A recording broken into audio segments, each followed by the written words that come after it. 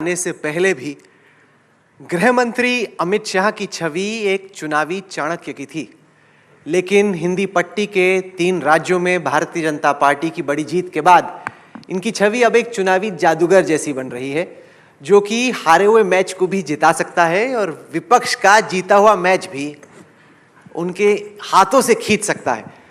Agenda आज तक के इस आखिरी सेशन में जोरदार तालियों के साथ स्वागत कीजिए देश के गृह मंत्री श्री अमित शाह का। भारतीय जनता पार्टी की बड़ी जीत के बाद यह अमित शाह जी का पहला इंटरव्यू है। बहुत बहुत स्वागत है आपका अमित भाई। सबसे पहले आप हमारे दर्शकों को यह बताएं कि क्या आपको यह लगता है कि सेमीफाइनल जीतने के बाद फाइनल का रास्ता पहले से अब ज्यादा आसान हो गया है? देखिए, फाइनल का रास्ता पहले से आसान ही था, आसान ही है और निश्चित रूप से प्रधानमंत्री जी अभी से ज्यादा बहुमत के साथ भारतीय जनता पार्टी को विजयी बनाकर तीसरी बार देश के प्रधानमंत्री बनने जा रहे हैं। ये जब 5 राज्यों के चुनाव शुरू हुए तब कई जगह पर मैंने कहा था कि गत चुनाव के अंदर 2018 में इसी समय पर ये 5 राज्यों में चुनाव हुए थे। भारतीय जनता पार्टी एक लाइन से 5 चुनाव हार गई थी और उस वक्त सिर्फ आपका चैनल नहीं, सभी पत्रकारों का आकलन था कि हमारे लिए 19 का रास्ता बड़ा कठिन हो गया है। 14 से 19 में हमारी सीटें ज्यादा आई। राहुल जी, आपने एक शब्द प्रयोग जादूगर का किया। कोई जादू वादू नहीं है। भारतीय राजनीति ने मोदी जी जैसा दूरदृष्टिपूर्ण और इतना अथाह परिश्रम करने वाला ना राजनीतिक नेता देखा है, ना प्रधानमंत्री देखा है, ना पार्टी का लीडर देखा है।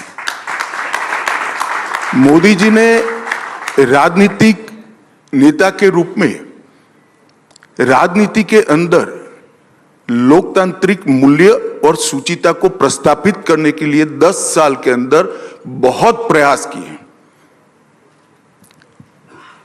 जाति की राजनीति हो, परिवारवाद हो या तुष्टीकरण हो, तीनों के खिलाफ बोले बगैर अपने काम से एक सकारात्मक एजेंडा सेट कर देश की राजनीति को पॉलिटिक्स ऑफ परफॉर्मेंस की दिशा में ले जाने का काम नरेंद्र मोदी जी ने किया है।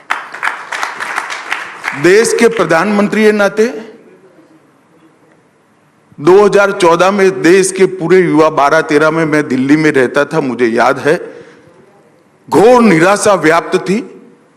आज हम यहां पर खड़े हैं 2024 की शुरुआत में और देश का युवा अमृत काल में प्रवेश कर 2037-47 में भारत को सर्वोच्च स्थान पर पहुंचाने के नए आत्मविश्वास के साथ आगे बढ़ रहा है। तो बहुत बड़ा कंट्रीब्यूशन है और पार्टी के नेता के नाते प्रधानमंत्री जी ने प्रधानमंत्री रहते हुए पार्टी का कोई दायित्व न होते हुए बूथ अध्यक्ष से लेकर राष्ट्रीय अध्यक्ष को अपने परिश्रम से और अपने मार्गदर्शन से हमेशा प्रेरित किया और कैडर को जस की तस रखा। कैडर में नया जोम पड़ा, पीढ़ी परिवर्तन भी उनके नेतृत्व में हुआ और पार्टी अपने उच्चतम सफलता के शिखरों पर जब थी, इससे भी कई गुना आगे लेकर आगे के लक्ष्य तय कर रही है। शायद ही किसी नेता में ये तीनों प्रकार के कॉम्बिनेशन देखने को मिले हैं कि जो युगदृष्टा भी हो, अथाह परिश्रमी भी हो और सार्वजनिक शुचिता को ऊंचाइयों पर ले जाने वाला नेता हो। मैं मानता हूं कि न केवल भारत, दुनिया भर की डेमोक्रेसी के इतिहास में ये तीनों क्षेत्र के अंदर बरोबर 10 साल तक अपने आप को पीछे रखकर, देश को आगे रखकर, अपने आप को पीछे रखकर, पार्टी को आगे रखकर, अपने आप को पीछे रखकर, सिद्धांतों को आगे रखकर अगर किसी ने इस प्रकार से नेतृत्व किया है तो ऐसा उदाहरण मिलना बहुत असंभव है। आप जो हमेशा ढूंढते रहते हो, कभी मेरा चश्मा लेकर ढूंढ लो तो मालूम पड़ जाएगा जीत का एकमात्र कारण है नरेंद्र मोदी, नरेंद्र मोदी और नरेंद्र मोदी। विधानसभा चुनाव के नतीजे आने से पहले जो पोल आ रहे थे, बीजेपी के इंटरनल सर्वेस भी आ रहे थे साल के बीच में, वो बीजेपी को कांग्रेस से पीछे दिखा रहे थे, खासतौर से मध्य प्रदेश में, कुछ हद तक छत्तीसगढ़ में भी। अभी कांग्रेस भी सर खरोच रही है, वो भी समझ रही है कि उनको तो लग रहा था कि हम जीत ही चुके हैं। वो नहीं समझ पाएंगे, आप चिंता मत करो। क्या किया आपने कि उनको अभी तक नहीं समझ में आ रहा कि हारे कैसे और आप जीते कैसे? क्योंकि उन बार बार कांग्रेस के वरिष्ठ नेता बोल रहे हमारा वोट बैंक जस के तस है। देखिए, ऐसा है कि नरेंद्र मोदी जी ने 10 साल में लगभग 13 करोड़ लोगों को गरीबी रेखा से ऊपर लाने का काम किया है। 60 करोड़ लोगों को नरेंद्र मोदी जी ने बेसिक सुविधाएं प्रदान कर दी हैं। चाहे घर के अंदर शौचालय हो, नया घर ही देना हो, बिजली पहुंचानी हो, गैस का सिलेंडर देना हो, मुफ्त अनाज देना हो, 5 लाख तक की स्वास्थ्य की सारी सुविधाएं देनी हो, आधार कार्ड देना हो, उसको बैंक अकाउंट देना हो और सारी सरकारी सुविधाओं को ऑनलाइन ट्रांसफर करना।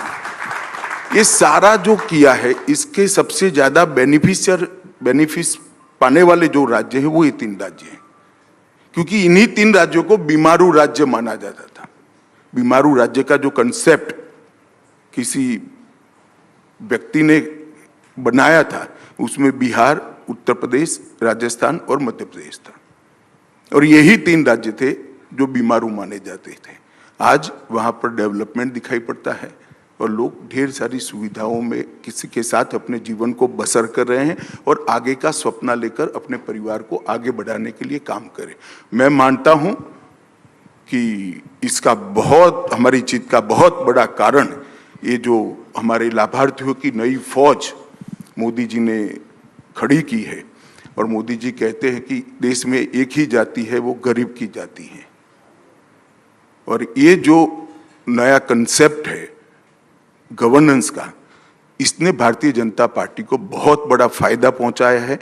और संगठन में भी ये 3 राज्य हमारे सबसे पुराने और अच्छे संगठनों में से एक हो, ऐसे 3 राज्य एक से बढ़कर एक हो, तो मोदी जी की लोकप्रियता ने जो बड़ा नया वोट बैंक खड़ा किया था, उसको समेटने में हमारा संगठन सफल रहा है। सर, आप कहते हैं कि एक ही जाति है गरीबी, मोदी जी कहते हैं केवल 4 जातियों की वो चिंता करते हैं, उसके अलावा उनको और किसी चीज़ की फिक्र नहीं। लेकिन भारतीय जनता पार्टी जब मुख्यमंत्री तय करती है तो छत्तीसगढ़ में दलित उठाती है, मध्य प्रदेश में ओबीसी उठाती है, राजस्थान में आपने एक ब्राह्मण को मौका दिया। तो आप भी तो ये पूरी सोशल इंजीनियरिंग कह रहे हैं। मतलब एक तरफ आप कहते हैं कि जातियों की अहमियत नहीं, 4 ही जातियां हैं, लेकिन आप तय करते हैं जाति के आधार पर भी। देखिए, आप इतने बड़े बड़े शब्द प्रयोग मत करिए, सोशल इंजीनियरिंग ये वो। अब ये देश की राजनीति ऐसे नहीं चलती है।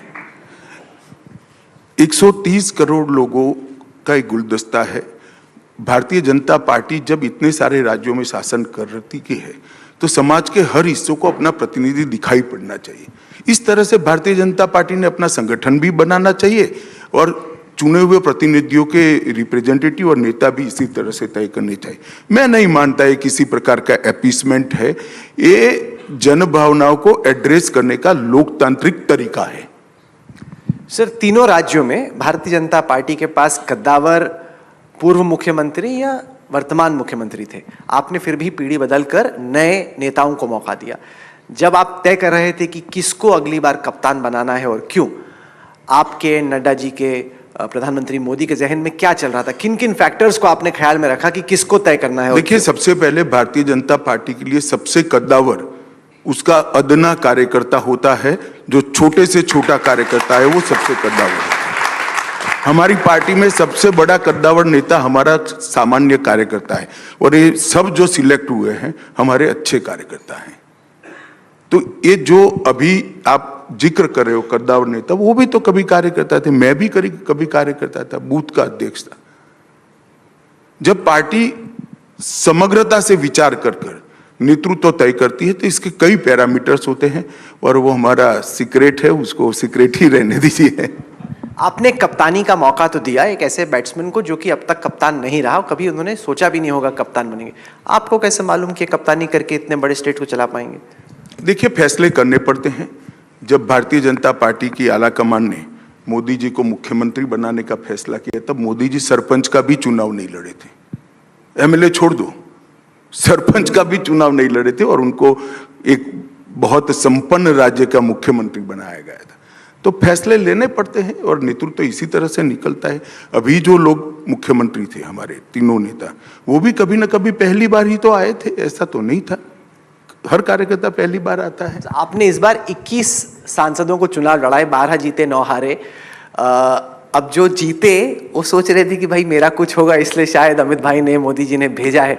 आपको किसी ने बताया है क्या? नहीं, उनको मन में तो लगा है को यार इतनी सारी कल्पना करते हो। ये सबको मालूम है कि पार्टी इसी तरह से चलती है। सालों हो गए, लोग 3-4 दशक से काम कर रहे हैं, सबको मालूम। क्या करेंगे ये लोग? अब आपने भेज दिया दिल्ली में, इतने बड़े मंत्री थे, ये थे, अब चले गए स्टेट। बड़ा छोटा कोई नहीं होता है। हर एक कार्यकर्ता का अपनी अपनी जगह पे महत्व होता है, हर एक भूमिका का अपनी अपनी जगह महत्व होता है।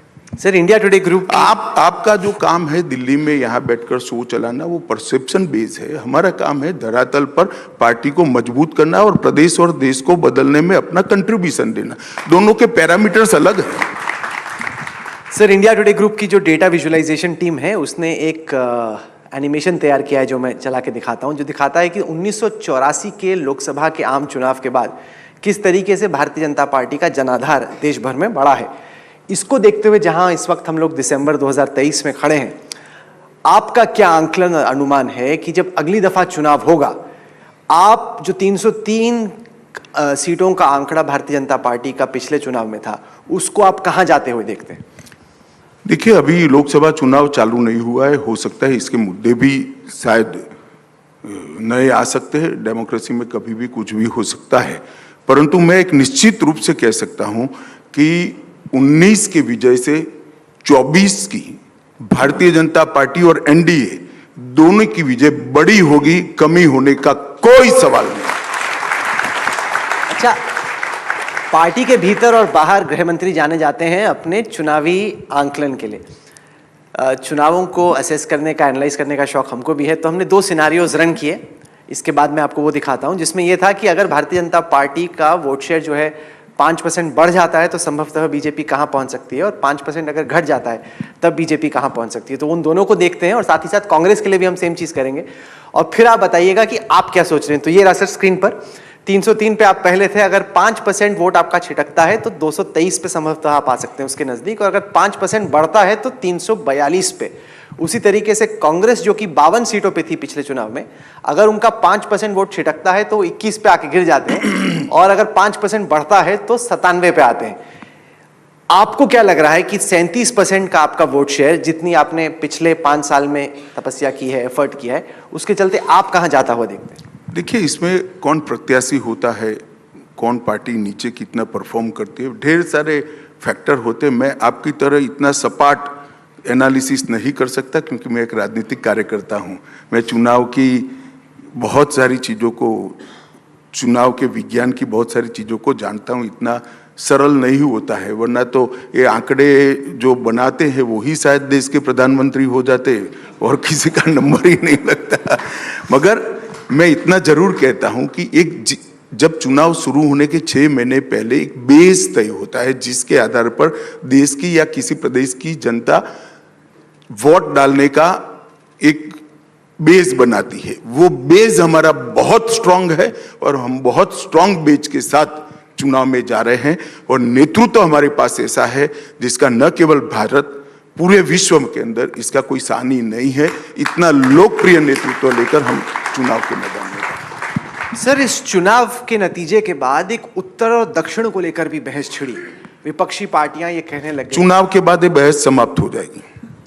अगले चुनाव के बाद 24 के तो क्योंकि विपक्षी पार्टियां ये समझ गया मैं क्या पूछना चाहते हो यार, जवाब मिल गया। इंटरप्रेट करने दो दक्षिण की जनता को। चुनाव के बाद भारतीय जनता पार्टी दक्षिण में नहीं है, वो बहस समाप्त हो जाएगी। आपको कहां पे लग रहा है दक्षिण में आप गेन कर? अब वो हम 24 के चुनाव के दिन बात करेंगे, परिणाम के दिन बात करेंगे। देखिए, कर्नाटक में हमारी सरकार रही है, हम आज भी मुख्य विपक्ष हैं। तेलंगाना में हमारी सीटें निश्चित रूप से बढ़ने जा रही हैं, और तमिलनाडु और केरल में भी हमारे वोट प्रतिशत और सीटें दोनों में हम बढ़ोतरी करेंगे। हमने ये जो लोग चुनाव के नतीजों को, प्रदेश के चुनाव के नतीजों को भारत को बांटने के तरीके के रूप में सोचते हैं। मैं इसकी घोर निंदा करता हूं। उत्तर दक्षिण का नैरेटिव जो खड़ा करते हैं वो भारत को जोड़ना नहीं चाहते, भारत को तोड़ना चाहते हैं। मैं इसकी निंदा करता हूं। हमने 5 ऐसे राज्य आइडेंटिफाई किए क्योंकि ज्यादातर जो राज्य हैं जहां पे आपकी कांग्रेस से टक्कर है वहां पे स्थिति अलग है, लेकिन बिहार जहां आप 17 सीटें लड़े थे, 17 जीते थे, कर्नाटक जहां 28 में से आप 25 जीते, महाराष्ट्र जहां समीकरण अब बहुत बदल चुके हैं, 48 में से आप 23 निकाले, पश्चिम बंगाल 42 में से 18 आपने निकाली थी। देखिए ये सारी चीजें राजनीतिक परिवर्तनों के कारण ये आंकड़े जनरेट हुए हैं। बिहार एनडीए लड़ा था और हमारी स्थिति अच्छी थी। कर्नाटक में हम अच्छे ही थे। महाराष्ट्र में एनडीए निकाल लो, उस वक्त शिवसेना हमारे साथ थे, बाद में हमें 6 देकर उद्धव जी मुख्यमंत्री बनने के लिए हमारे साथ दगा कर कर वहां गए। महाराष्ट्र की स्थिति भी अच्छी थी। तो ये तो नेता चले गए, जनता हमारे साथ है, परिणाम देख लेना, सुपड़ा साफ हो जाएगा।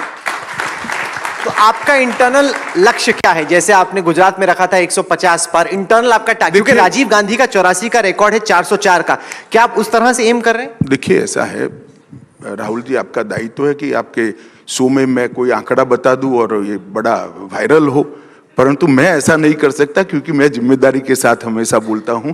6 महीने पहले लक्ष्य कोई तय नहीं कर सकता, परंतु मैं निश्चित रूप से मानता हूं जिस बेस पर हम चुनाव लड़ने जा रहे हैं, बेस हमारा काफी स्ट्रांग है और जिनके नेतृत्व में हम चुनाव लड़ने जा रहे हैं उसका न केवल भारत, दुनिया में कोई सानी नहीं है। सबसे सफल नेतृत्व में हम लड़ने जा रहे हैं, मोदी जी के नेतृत्व में लड़ने जा रहे हैं। आपने बार बार मोदी जी की लोकप्रियता का जिक्र किया और यह हकीकत भी है कि भारतीय जनता पार्टी की बड़ी जीत में जहां सिर्फ लोकप्रियता नहीं है, श्रद्धा है लोगों की कि व्यक्ति भारत को महान बना पाएगा, महान बनाने के कगार पर पहुंचा दिया है और आगे का रास्ता यही तय करा सकता है। लोगों की अटूट श्रद्धा है, सिर्फ लोकप्रियता नहीं है।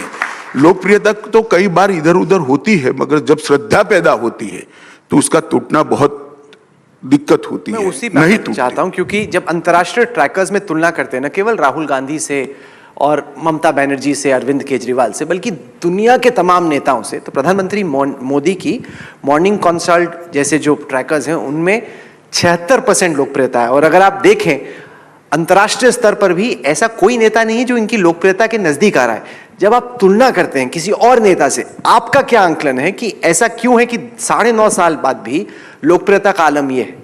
क्योंकि ये व्यक्ति ने कभी अपने लिए कुछ नहीं किया। मैं तो एक कदम आगे कहने जाता हूं, इस व्यक्ति ने अपने दल के लिए भी कुछ नहीं किया। जो भी किया देश के लिए किया, देश के गरीबों के लिए। क्योंकि मैंने तो देखा है जब कठोर फैसले लिए जाते थे, मेरी पार्टी के कार्यकर्ता भी कहते थे हमारी वोट बैंक हर्ट होती है, परंतु देश के अंदर परिवर्तन के लिए जब ये फैसले जरूरी होते हैं, मोदी जी ने पार्टी की वोट बैंक की भी चिंता नहीं की, देश की जनता को सामने रखकर कठोर फैसले लिए और इसका परिणाम है कि हर पैरामीटर्स में आज भारत सबसे आगे। एक जो आपने कहा कि कठोर फैसला लेना पड़ता है, उनमें से एक था कि फ्रीबीज हम नहीं देंगे, कि विपक्षी पार्टियां जो हैं बहुत फ्रीबी देती हैं, हम फ्रीबी के खिलाफ हैं। लेकिन फिर हमने इसी चुनाव में देखा कि भारतीय जनता पार्टी ने भी अलग अलग राज्यों में तमाम ऐसी घोषणाएं की जिनको कि फ्रीबी कहा ही जा सकता है क्योंकि आप भी मुफ्त में ही दे रहे हैं। तो अब लोग सोच रहे हैं कि आप कहते हैं कि फ्रीबी नहीं देनी, लेकिन चुनाव में मजबूरी में आप भी वही करते हैं। देखिए कई जगह पे राज्य के नेतृत्व ने कुछ फैसले किए हैं, मैं जरूर कह सकता हूं, मगर हमारा चुनाव जीतने का एकमात्र आधार वो नहीं है। हमने, आप अन्य पार्टियों के, मैं नाम लेना नहीं चाहता किसी का, अन्य पार्टियों के घोषणा पत्र को आप भाजपा के संकल्प पत्र के साथ एनालिसिस करिए। हमारे यहाँ राज्य के विकास का एजेंडा भी है, इंफ्रास्ट्रक्चर का विकास भी है, दलित आदिवासी पिछड़ों के लिए योजनाएं भी हैं जो फ्रीबीज नहीं है, और कुछ 1-2 योजनाएं ऐसी भी ली हैं, मगर ट्रस्ट जो है ये ओवरऑल राज्य के विकास का है और ये बहुत बड़ा अंतर है। सर, तेलंगाना के नतीजों का अगर जिक्र करें तो उसको देखने के दो तरीके हैं। एक तो ये कि आपका वोट शेयर डबल हो गया, दूसरा ये कि हैदराबाद में म्यूनिसिपल चुनाव के नतीजों के बाद और कैंपेन में जो माहौल दिखा उसके बाद लगा कि शायद बीआरएस के बाद दूसरे स्थान पर बीजेपी और बीआरएस और बीजेपी की टक्कर होगी, लेकिन चुनाव में तो कांग्रेस आगे निकल गई। इसको आप कैसे देखते हैं, क्योंकि आपको लग रहा था कि कर्नाटक के बाद तेलंगाना दूसरा बड़ा राज्य हो सकता है बीजेपी के लिए। देखिए, मैं आपको बताता हूं, कई बार ऐसा होता है कि कई चुनाव कौन आए इसके लिए वोटिंग नहीं होती, कौन जाए इसके लिए वोटिंग होती है। और मुझे लगता है कि कहीं ना कहीं ये चुनाव में भी ऐसा हुआ है। हमारी पार्टी का प्रदेश यूनिट और केंद्र में नड्डा जी ने कुछ 2-3 लोगों को काम किया है। हम इसका गंभीरता से विश्लेषण कर रहे हैं और इस पर जरूर आत्मचिंतन करेंगे कि क्या हुआ पार्टी को सो कॉल्ड सेटबैक, क्योंकि भारतीय जनता पार्टी इसको सेटबैक इसलिए नहीं मानती है कि हम तो भाई बहुत 1950 में हमारे पास कुछ नहीं था, इससे इतनी बड़ी पार्टी बना, अनेक चुनाव हारे हैं और जमानत जब्त होने के बाद भी पार्टियां देते हुए नेता मैंने देखे हैं 1980 में। तो हमारे लिए कोई बड़ी बात नहीं है, मगर हम बड़े विश्वास के साथ मैं आपको कह सकता हूं कि तेलंगाना में लोकसभा चुनाव में सबसे बड़ी पार्टी भारतीय जनता पार्टी होगी और सबसे ज्यादा सीटें भी भारतीय जनता पार्टी। आपको लग रहा है कि 4 से बढ़ेगा आपका? नहीं, क्योंकि हाल में हमने कांग्रेस में देखा है कि वो भी कुछ जो ऐसे चुनावी स्ट्रेटेजिस्ट हैं जो कि बीजेपी में पहले हुआ करते थे मोदी जी के साथ वगैरह, उनको ला रहे हैं। क्या कुल मिला के जब आप विपक्ष की तैयारी को देखते हैं, आपको लग रहा है पहले से बेहतर कैंपेन मैनेज कर रही है कांग्रेस? मैं कांग्रेस पार्टी को एडवाइस नहीं दे रहा, मैं एक मेरा विश्लेषण कह रहा हूं। जो कैंपेन मैनेजर होते हैं वो पार्टी का लोड कम करने के लिए होते हैं, चुनाव जिताने के लिए नहीं होते हैं। चुनाव तो नेतृत्व का जनता का नेतृत्व पर कितना भरोसा है और कौन कार्यकर्ता कितनी शिद्दत से काम करता है वो ही जिता सकता है। अब स्थिति कुछ पार्टियों की ऐसी हो गई है कि कैंपेन मैनेजर के अलावा और कोई चारा ही नहीं है, नेतृत्व विश्वास खो बैठा है, कैडर तितर बितर हो गई है, तो उनके लिए तो कैंपेन मैनेजर ही नैया पार कराने का एक। भारतीय जनता पार्टी में ऐसा नहीं है। हमारे प्रदेश का नेतृत्व और विशेष कर मोदी जी का नेतृत्व किसी भी चुनाव की नैया पार कराने के लिए कैपेबल है और हमारा संगठन चुस्त दुरुस्त है, मैदान में खड़ा रहता है। बूथ से लेकर प्रदेश तक हर मोर्चे की लड़ाई हम बखूबी लड़ते हैं, तय रणनीति के तहत लड़ते हैं और परिणाम भी आते हैं। सर, आप देश के गृह मंत्री हैं। संसद भवन में पार्लियामेंट अटैक की बरसी पर एक बार फिर से एक ऐसा वाकया हुआ जिसको लेकर देश में लोग सोच रहे हैं कि अरे नई पार्लियामेंट की बिल्डिंग में ये आखिरकार क्या हुआ। सबने उन तस्वीरों को देखा। देश के गृह मंत्री के तौर पे आपको अब तक क्या पता चला है कि ये कौन लोग हैं, कैसे आए, क्यों आए और क्यों ये चूक हुई? देखिए, ये बड़ा गंभीर मसला है और लोकसभा अध्यक्ष जी ने इसका गंभीर संज्ञान लिया है। विपक्ष इस पर राजनीति कर रहा है। मैं ऐसा नहीं कह रहा कि इसमें कहीं ना कहीं कोई चूक नहीं हुई, चूक निश्चित हुई, तभी तो घटना हुई है, परंतु इस पर राजनीति करे। सबको मालूम है कि पार्लियामेंट सिक्योरिटी लोकसभा अध्यक्ष के तहत रहती है। अध्यक्ष जी ने भारत सरकार के गृह मंत्रालय को एक पत्र लिखा है, हमने एक कमेटी बनाई है। देश के सीनियर मोस्ट डीजीपी में से एक डीजीपी के नेतृत्व में एक कमेटी बनी है और उसमें ढेर सारी एजेंसियों के सदस्य भी है। कुछ ही दिनों में इसकी रिपोर्ट अध्यक्ष जी के पास जाएगी और मुझे लगता है अध्यक्ष जी ही इसको प्रकाशित करे ज़्यादा उचित है। ऐसी जितनी भी घटनाएं हुई, करीब करीब 40 घटनाएं हुई, जिसमें पर्चा डालने से लेकर, नारा लगाने से लेकर, पिस्तौल लेकर अंदर आ जाना, सदन के अंदर कूद जाना, ये तक की घटनाएं हुई और हर बार लोकसभा अध्यक्ष ने ही इसका संज्ञान लिया है और अध्यक्ष जी ने एक कमेटी बनाकर इसकी जांच करी है। हमने एफआईआर भी रजिस्टर कर दिया है, जांच की कमेटी भी बन रही है। मुझे लगता है 15-20 दिन में वो लोग अपनी रिपोर्ट लोकसभा स्पीकर साहब को सौंप देंगे। मगर मैं इतना सुनिश्चित करता हूं क्योंकि उन्होंने जो कमेटी का परव्यू बनाया है, घटना की भी जांच करने के लिए कमेटी को काम सौंपा है और लोकसभा की सुरक्षा को आगे कैसे चुस्त दुरुस्त किया जाए वो भी काम सौंपा है और दोनों काम ये कमेटी बहुत अच्छे से करेगी। मैं देश की जनता को विश्वास दिलाना चाहता हूं कि एकदम चुस्त दुरुस्त सुरक्षा व्यवस्था आगे पर हो इसका हम ध्यान रखेंगे। कई बार सुरक्षा में सैंध लगाने वाले नए नए तरीके लेकर लूप होल्स ढूंढते रहते हैं। लूप होल्स होना नहीं चाहिए, वो आइडियल चीज है, मगर अब वो ढूंढाई है तो इसको फिल करने का हमारा जिम्मेदारी है। और मेरा सभी से अपील है कि इसको राजनीतिक मुद्दा न बनाया जाए। जम्मू कश्मीर में अमित शाह साहब जब बहस हो रही थी जम्मू कश्मीर के मुद्दे पर संसद भवन में, तब आपने एक बार फिर से लद्दाख का जिक्र किया और उसके बाद चीन ने लद्दाख पे दावा ठोका। और विपक्षी पार्टियां, खासतौर से राहुल गांधी, कह रहे हैं कि पीपल्स लिबरेशन आर्मी चीन में टेपचांग में, डेमचौक में घुसी हुई है। गृह मंत्री गुस्सा तो हो रहे हैं, लेकिन जो भारत की जमीन है उसको खाली क्यों नहीं करते? इसको आप कैसे जवाब देते राहुल गांधी को, और इस पे कि पीएलए घुसी लद्दाख में? ये सवाल और कोई भी पार्टी करे तब तो मैं समझ सकता हूं, राहुल जी नहीं कर सकते, क्योंकि देश का इतिहास है कि सबसे ज्यादा बड़ा हिस्सा इस देश ने कभी गंवाया है तो उनके परनाना के समय में गंवाया है, और कांग्रेस पार्टी की पॉलिसियों के कारण गंवाया है। इतिहास है इसका। उनको शायद जो डाउनलोड करने वाले लोग हैं, कागज देने वाले लोग हैं, वो 90 के आगे का नहीं देखते हैं।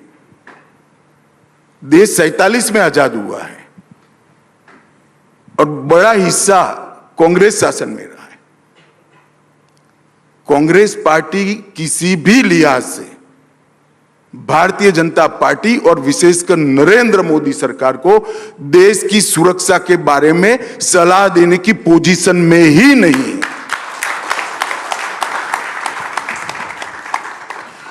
क्योंकि पिछली दफा जब आपने बयान दिया था पार्लियामेंट में, उसके बाद चीनी सेना कई जगहों पे ये कहते हुए कि वो एक समर एक्सरसाइज के लिए आ रहे हैं, लेकिन एक आईबॉल टू आईबॉल कॉन्फ्रंटेशन हो गई थी। मेरा बयान नया नहीं है।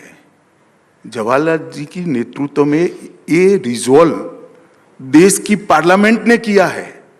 मैंने इसकी पुनरोक्ति मतलब दोहराया है मैंने उसको।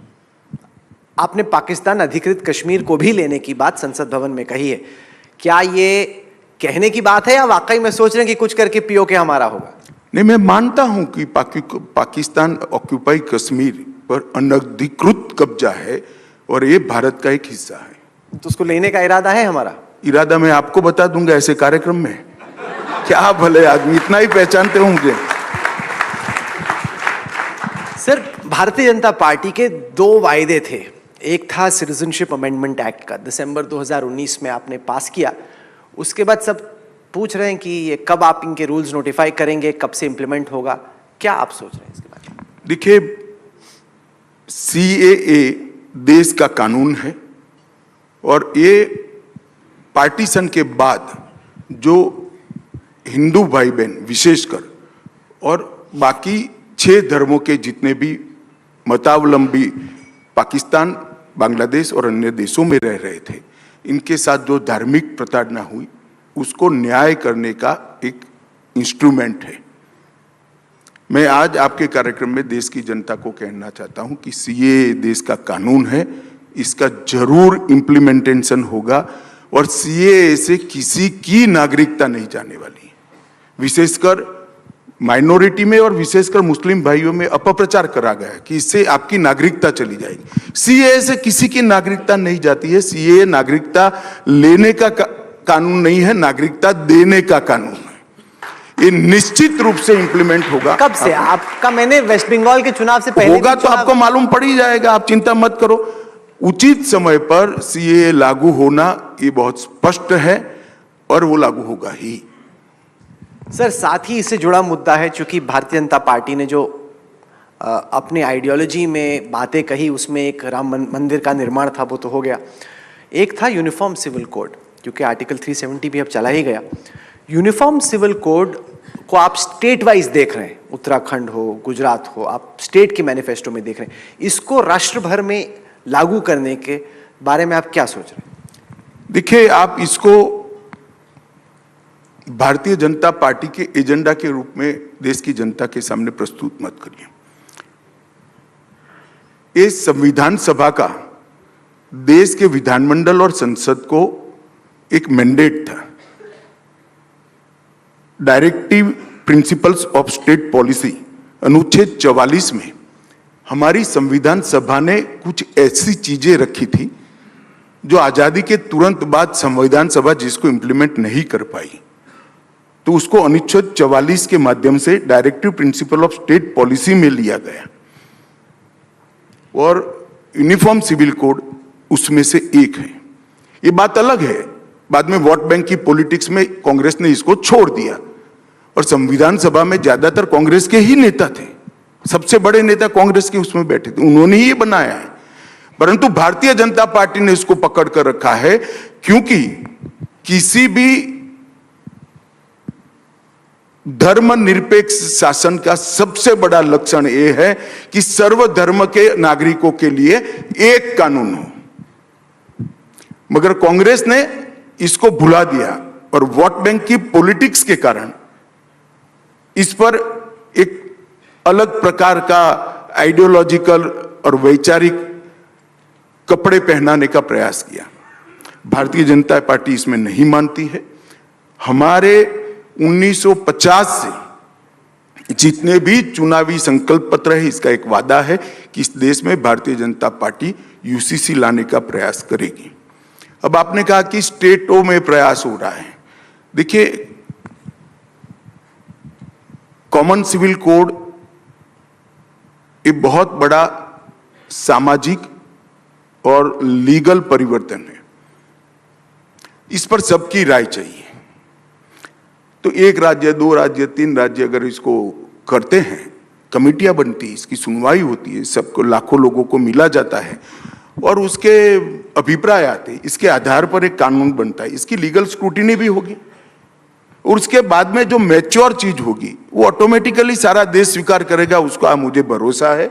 मगर ये आप मान कर चलिए कि भारतीय जनता पार्टी नरेंद्र मोदी जी के नेतृत्व में यूसीसी लाने पर अड़िग है और हम इसमें कहीं पर भी 2 कदम पीछे नहीं हटे। अमित जी, कुछ वरिष्ठ वकीलों से, सुप्रीम कोर्ट के, हाई कोर्ट के मेरी बातचीत हो रही थी, कुछ जजेस से भी, वो कह रहे हैं कि जो आप नए कानून लाना चाह रहे हैं, पूरे क्रिमिनल प्रोसीजर को आप बदल रहे हैं, उनका कहना है कि इससे बड़ी प्रैक्टिकल दिक्कतें आने वाली हैं क्योंकि अब जो सारी पुरानी जजमेंट्स हैं जिनमें तमाम धाराएं हैं, वो कह रहे हैं कि जितनी भी सारी तैयारी है पहले की, जो आधार है जिसके आधार पर ज्यूरिस्प्रूडेंस चलती है, वो सभी आपने बदल दी। उनका सजेशन है कि आप मॉडिफाई करते पुराने कानूनों को बजाय इसके कि आप नया कानून लेके आ रहे हैं। उसको कैसे आप समझाते? देखिए, कानून की आत्मा भी बदल रही है, धाराओं की संख्या भी बदल रही है और धाराओं की प्रायोरिटी भी, प्राथमिकता भी बदल रही है। जैसे मैं आपको बताता हूं, अंग्रेजों की प्राथमिकता थी रेलवे बचाना, अंग्रेजों की प्राथमिकता थी अपना खजाना बचाना, तो मानव वध को धारा 302 में रखा है और रेलवे लूटने का दंड मानव वध से बड़ा दंड माना गया है। अब हम आजाद हो गए भाई, हमारे केंद्र बिंदु नागरिक है, हमारा केंद्र बिंदु दलित, आदिवासी और पिछड़ा है, हमारा केंद्र बिंदु महिला और बच्चे हैं। ये बदलना बहुत जरूरी है। और वैसे भी वो नंबर की धारा इसलिए नहीं, काफी सारी धाराएं ही विलुप्त हो रही है, काफी नई जोड़ी जा रही है, तो नंबर तो चेंज होना ही होना है। परंतु इसके लिए हमने बहुत बड़ा एक्सरसाइज किया है, सारे प्रिंटर के साथ मेरे लेवल पर मीटिंग की है, उन्होंने बिल्कुल नई धारा और पुरानी धारा उसका सॉफ्टवेयर तैयार कर रहे हैं। ढेर सारी पुस्तकें देश की सभी मान्य भाषाओं में नई धारा और पुरानी धारा के साथ ही आएंगे। तो शुरुआत में थोड़ी दिक्कत होगी। मैं सभी अपने एडवोकेट्स को विनंती करना चाहता हूं कि भाई थोड़ा मेहनत करना पड़ेगा, हम भी करते हैं, आप भी करिए और आप भी करिए, उनको फिर पढ़ाई करनी पड़ेगी। जो स्पिरिट से हम इस कानून को ला रहे हैं, और मैं इतना विश्वास के साथ कह रहा हूं राहुल जी कि ये कानून आने के बाद इसमें कुछ परिवर्तनों के लिए समय दिया गया है, जैसे ऑनलाइन कोर्टों को करना, पुलिस स्टेशन ऑनलाइन हो चुके इसके साथ कनेक्ट करना, एफएसएल को इसके साथ कनेक्ट करना, जेल को इसके साथ कनेक्ट करना, एफएसएल को कंपलसरी करना। ये सब होने के बाद किसी भी प्रकार के क्रिमिनल केस में 1 साल के अंदर न्याय देने का हमारा जो स्वप्न है वो 10 साल के अंदर पूरा हो जाएगा। ये मैं देश की जनता को विश्वास देता हूं। ये बहुत बड़ा मोदी जी का एक इनिशिएटिव है जो आने वाले 100 साल तक न्यायिक दंड प्रक्रिया को, क्रिमिनल जस्टिस सिस्टम को एक नई दिशा देने वाला है और हम एक नए युग में प्रवेश करेंगे। सर, कनाडा में खालिस्तानी अलगाववादी थे हरदीप सिंह निज्जर। कनाडा के प्रधानमंत्री जस्टिन ट्रूडो ये आरोप लगा रहे हैं कि भारत की सरकार ने, हमारे तंत्र ने उनकी हत्या करवा दी। नहीं, इसको विदेश विभाग ने सिरे से नकारा है भाई, नकारा है। और यह भी कहा है कि वो वहां क्या कर रहे थे, जो वांटेड है हमारे कानून में, वो वहां क्या कर रहे थे, इसका जवाब देना है। हमने तो कोई हत्या बत्या में भारत की पॉलिसी ही नहीं, परंतु वो वहां क्या कर रहे थे इसका जवाब भी तो जरूरी है कि जो भारत के कानूनों में वांटेड थे, गंभीर प्रकार के गुनाह में, टेररिज्म में लिप्त गुनाहों में, तो वो वहां क्या कर रहे थे। पर सर, जैसे गुरपतवंत पन्नू है, वो कहता है कि एयर इंडिया की फ्लाइट में उड़ा दूंगा। अमेरिका जैसा देश उसको बचा रहा है, बजाय इसके कि उसके खिलाफ कोई कार्रवाई हो। अगर कोई बोले कि मैं अमेरिकन एयरलाइंस की फ्लाइट को उड़ा दूंगा। भैया, इतने सारे राजनीतिक आए थे, किसी को पूछ ही लेते, तुम मुझे क्यों पूछ रहे हो। भारत ने तो अपना ऑब्जेक्शन कई बार रजिस्टर करा है, मगर ये डिप्लोमेटिक मामले है, डिप्लोमेटिक तरीके से भारत अपना पक्ष रख ही रहा है।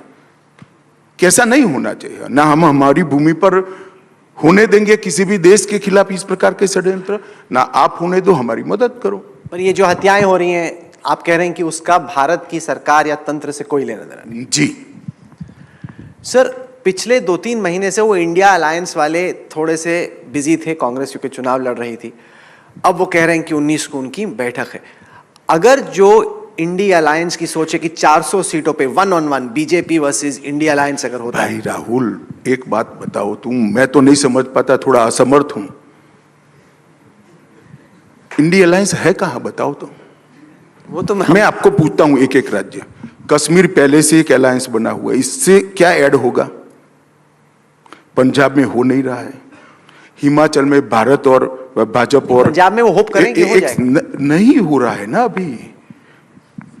हिमाचल भाजपा कांग्रेस सीधी फाइट है, दिल्ली में हो नहीं रहा है, हरियाणा सीधी फाइट है, फिर आगे चले जाओ राजस्थान, मध्य प्रदेश, छत्तीसगढ़ सीधी फाइट है, गुजरात सीधी फाइट है, महाराष्ट्र में पहले से हो रखा है, बिहार में पहले से हो रखा है, बंगाल में हो नहीं रहा है, उड़ीसा में हो नहीं रहा है, नॉर्थ ईस्ट में हो नहीं रहा है, तेलंगाना में हो नहीं रहा है, आंध्र प्रदेश में हो नहीं रहा है, तमिलनाडु में पहले से बना हुआ है, केरल में हो नहीं रहा है। तुम इंडिया अलायंस कहां देख रहे हो।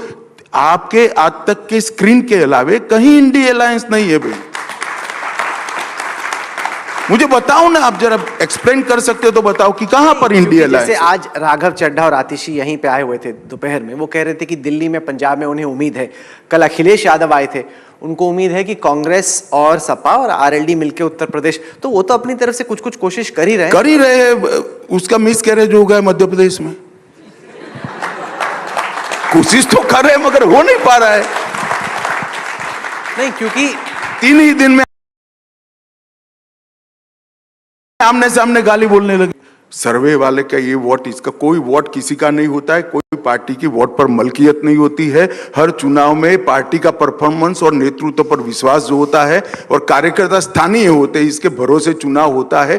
कोई वोट पर किसी की मालिकी नहीं है। और मैं दूसरी बात आपको कहना चाहता हूं, इस देश की जनता ने ढेर सारे अलायंस देखे। मैं आपको बताता हूं, राजनीतिक स्वार्थ के कारण चुनाव के वक्त आइडियोलॉजिकल समानता के बगैर कोई अलायंस करता है तो देश की जनता बहुत परिपक्व है, इसके स्वार्थों को पहचानती है और ऐसा नेतृत्व सिलेक्ट करेगी जो भारत को 2047 में संपूर्ण विकसित राज्य बना सके, एक महासत्ता बना सके।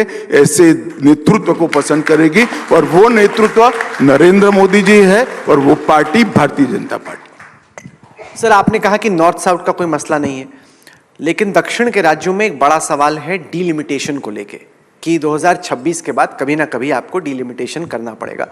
और उनको चिंता यह है कि जो दक्षिण के राज्यों की सीटें हैं वो कम हो जाएंगी, उत्तर के राज्यों में चूंकि जनसंख्या ज़्यादा है वहाँ की सीटें बढ़ जाएंगी। कुछ आंकड़े मेरे साथ हैं, ये अमेरिका के एक पॉलिटिकल स्कॉलर हैं मिलन वैष्णव, उन्होंने किए। हालांकि तुम बार बार अमेरिका इंग्लैंड क्यों चले जाते हो, यहाँ कोई स्कॉलर नहीं मिलता है। यहाँ किसी ने किया ही नहीं है। यहाँ का कोई स्कॉलर तो ढूंढो यार, बंगाल का ढूंढो, महाराष्ट्र का ढूंढो, पंजाब का ढूंढो। खैर बताओ, सवाल यह है कि ये जो बहुत बड़ी चिंता है दक्षिण के राज्यों में कि हमारी सीटें मैं कम आपको बता देता हूं, पहले भी ये मसला आया था। भारतीय जनता पार्टी दक्षिण के राज्यों की चिंता के साथ सहमत है। सबने मिलकर, सभी दलों ने मिलकर इसका समाधान जरूर ढूंढना चाहिए और ये संवेदनशीलता के साथ डिलिमिटेशन करना चाहिए। या बड़ी बात बोल रहे हैं, क्योंकि आपका कहना है कि ये नई बात नहीं है। हमारे लीडर फ्लोर पर बोल चुके हैं, अरुण जेटली जी और सुषमा स्वराज दोनों बोल चुके हैं। नहीं, क्योंकि वो लोग जब सुनेंगे तो बड़े राहत महसूस करेंगे, क्योंकि अभी अरे भाई तुम सवाल मत करो, राहत है ही है। अच्छा, सवाल खड़े मत करो, ये बोल चुके हैं, हम वहां फ्लोर पर बोल चुके हैं हमारे नेता। सर, जब आपने 3 राज्यों में नए मुख्यमंत्रियों का चुनाव किया तो एक सवाल ये खड़ा हुआ कि क्या दिल्ली में जो आला कमान है वो ऐसे नेताओं को पसंद करता है जिनको कंट्रोल करना ज़्यादा आसान है, जो कि इतने जन आधार के नेता ना हो, जिनका खुद का मैस फॉलोइंग ना हो, जिनको आप बता पाएं कि क्या करना, ऐसा है क्या? देखो भाई, ऐसे मैं पार्टी की निर्णय की प्रक्रिया के बारे में चर्चा करना नहीं चाहता, मगर हर कार्यकर्ता कभी न कभी नया होता है। हर कार्यकर्ता कभी न कभी नया होता है। और आप अभी जो 3 मुख्यमंत्री बने हैं, इनको जनाधार बगैर के नेता नहीं मान सकते, क्योंकि हमारी संविधान ने जनाधार का एक प्रक्रिया बनाया है। यहाँ प्रेसिडेंशियल इलेक्शन नहीं होते हैं, विधायक चुने जाते हैं और विधायक अपना नेता चुनते हैं। तो विधायक का जनाधार नेता के साथ होता है और ये तीनों लोगों को पार्टी ने पर्याप्त मौका दिया है। तीनों लोग एक एक चुनाव हारे हैं और तीन बार पार्टी ने ही उनको नेता बनाया, ऐसा नहीं है। आप ट्रेनिंग में बहुत विश्वास करते हैं अपने कार्यकर्ताओं की, अपने नेताओं की। अगर अभ्यास वर्ग में आप हमारे दर्शकों को कुछ बताएं कि आप कैसे इनकी ट्रेनिंग करेंगे, अच्छा मुख्यमंत्री क्या बना जाए, अमित शाह की क्या मास्टर क्लास है तीनों के लिए? देखिए भाई, अभी तो इतना ही है कि मोदी जी ने गवर्नेंस का एक एजेंडा सेट किया है, संविधान की स्पिरिट के साथ, गरीब कल्याण की भावना के साथ और राज्य की कानून और व्यवस्था और इंफ्रास्ट्रक्चर के विकास के साथ गवर्नेंस होना चाहिए। वो मॉडल को जो फॉलो करता है, सक्सेसफुली जमीन पर उतारता है, वो अच्छा नेता माना जाएगा। सर, भारत की जो अर्थव्यवस्था है, हाल के जो सेकेंड क्वार्टर के जीडीपी के नतीजे आए उसमें उम्मीद से बेहतर परफॉर्मेंस आई, लेकिन एक जो बड़ा सवाल उठ रहा है वो ये है के शेप्ड रिकवरी का, कि क्या के शेप्ड रिकवरी, यानी कि जो इनकम पिरामिड के ऊपर की तरफ लोग हैं, क्या अमीर और अमीर हो रहे हैं? क्या गरीबों को उतना जो आपकी स्कीमें हैं उतना फायदा पहुंचा पा रही कि उनकी आय क्या उस हिसाब से बढ़ रही है? इसको कैसे आप देखिए, एक बार समझ लीजिए, आजादी के बाद किसी एक 10 साल में सबसे ज्यादा संख्या गरीबी रेखा की ऊपर आई है तो वो मोदी जी के 10 साल में आई है। 13 करोड़ लोग गरीबी की रेखा के बाद। और भारत के ढेर सारी एजेंसियां तो ये कह ही रही है, आप मान जाओ, इसलिए विदेश की एजेंसियां भी ये कह रही है। सबसे ज्यादा आजादी के 75 साल में अगर कभी गरीबी रेखा से ज्यादा लोग ऊपर आए हैं, और बहुत ज्यादा मतलब डबल के आसपास है, ये इस 10 साल में है। और जहां तक इनकम का सवाल है, एवरेज इनकम के अंदर 72,000 से लेकर 72,000 पहले थी और अब कुछ 1 लाख से ऊपर हम पहुंच चुके हैं, काफी आगे बढ़ चुके हैं। तो एवरेज इनकम भी बड़ी है और सबसे बड़ी बात है कि सभी लोगों को बैंक अकाउंट मिला है, सभी लोगों को टॉयलेट मिला है, सभी लोगों को फ्री ऑफ कॉस्ट खाने का मतलब 5 किलो अनाज मिल रहा है, सभी लोगों को 5 लाख तक की सारी स्वास्थ्य सुविधाएं पहली बार देश में फ्री मिल रही हैं, सभी लोगों के घर में गैस का सिलेंडर है, सभी लोगों के घर में नल से जल पहुंचाने का, शुद्ध पीने का पानी पहुंचाने का प्रयास हुआ है और सभी लोगों के घर के अंदर स्वच्छता के लिए भी ढेर सारे कार्यक्रम लिए गए हैं। और कोऑपरेटिव मंत्रालय, हमारा सखी मंडल, सेल्फ हेल्प ग्रुप्स और ढेर सारे इनिशिएटिवों से उनको स्वरोजगार की दिशा में जाकर, आप कल्पना कर सकते हो कि 1 करोड़ लखपति दीदी, कितना बड़ा ट्रांसफॉर्मेशन है। जिस महिला ने कभी ये सोचा ही नहीं था, वो आज विश्वास के साथ संवाद कर रही है देश के प्रधानमंत्री के साथ। मैं तो भौचक रह गया ट्राइबल महिलाओं को मोदी जी के साथ बात कर। मैं तो जमीन में घूमने वाला कार्यकर्ता हूं, मगर मैं भी इतना महसूस नहीं कर पाया था कि इतना बड़ा ट्रांसफॉर्मेशन हुआ है। जिस विश्वास के साथ मोदी जी के साथ वो बात करी थी ट्राइबल महिलाएं, मैं भौचक रह गया। आपने महिलाओं को एक वोट बैंक बना दिया है। पहले वो जैसे परिवार में बाकी वोट पड़ता है वैसे देते थे, अब ज्यादा कई सारी महिलाएं अपने हिसाब से सोच के वोट डाल रही हैं। ये बड़ा फर्क पाते हैं बीते चुनावों में और हाल के चुनाव। वोट बैंक ढूंढते रहो। मोदी जी ने इस देश को हर क्षेत्र के अंदर आगे बढ़ाया। अंतरिक्ष में भी मोदी जी ने आगे बढ़ाया। हम चंद्रमा पर पहुंच गए, शिव शक्ति पॉइंट बन गया। हमारा तिरंगा चंद्रमा पर पहुंचाने का काम हो गया। ढेर सारे स्टार्टअप बने, 300 स्टार्टअप थे, 1 लाख बने। यूनिकॉर्न स्टार्टअप में भी हम तीसरे नंबर पर आ गए। युवाओं के लिए ढेर सारे दुनिया भर के कोर्सेस हुए। पीएलआई स्कीम से के माध्यम से आत्मनिर्भर भारत बन रहा है। उत्पादन का केंद्र विश्व में भारत बन रहा है।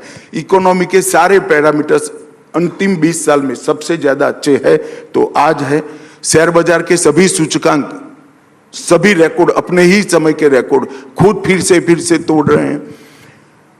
गरीब कल्याण की हर योजना हुई है। इरिगेशन का रकबा बढ़ा है। इंफ्रास्ट्रक्चर में पहली बार 10 लाख करोड़ से ज्यादा खर्च किसी बजट में हुआ है तो नरेंद्र मोदी सरकार में हुआ है और इंफ्रास्ट्रक्चर आगे बढ़ा है। R&D को बढ़ावा मिल रहा है। डिफेंस अभेद बनाया गया है।